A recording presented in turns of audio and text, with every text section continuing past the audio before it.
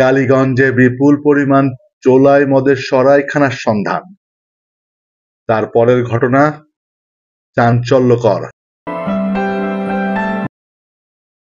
এক নারী ব্যবসায়ী আটক। পৌর শহরের ঢাকা-লেপাড়ায় অভিযান চালিয়ে বিপুল পরিমাণ চোলাই মদসহ শিখা রানী দাস নামে এক নারীকে আটক করেছে যৌথ বাহিনী। সন্ধ্যা 6:30টার দিকে এ অভিযান পরিচালনা করা হয় ঝিনাইদহের কালীগঞ্জ পৌর শহরের ভেতরে। শিখা রানী দাস কালীগঞ্জ পৌরসভার ঢাকা-লেপাড়া এলাকার উজ্জ্বল দাসের স্ত্রী। এ সময় বাড়িতে অভিযান চালিয়ে ৪৫ লিটার চোলাই মদ উদ্ধার করা হয়। অভিযানকালে ঝিনাইদহ আর্মি ক্যাম্পের মেজর আসিফ, এসআই গিয়াস উদ্দিন সহ বিপুল সংখ্যক সেনা ও পুলিশ সদস্য উপস্থিত ছিলেন।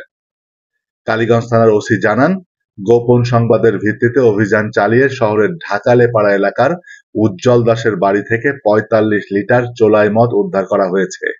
এ সময় এক নারীকে আটক করা হয়।